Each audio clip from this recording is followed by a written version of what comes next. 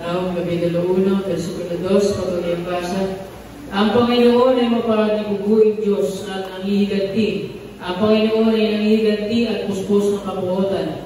Ang Panginoon ay nangihiganti sa kanyang mga kaaway at siya'y nagtataan ng kabuotan sa kanyang mga kaaway.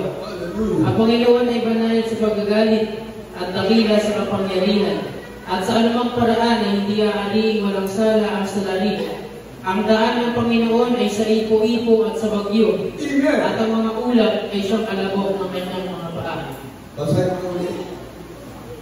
Yes, ang Panginoon ay banayad sa pagagalit. Hallelujah. At dakila sa kapangyarihan. At sa anumang paraan ay hindi aaliing walang sala ang salari. Ang daan ng Panginoon ay sa ipo-ipo at sa bagyo. At ang mga ulap ay siyang alabok ng kanyang mga paa. Everybody say praise the Lord. Praise the Lord. Yan, tingnan nyo.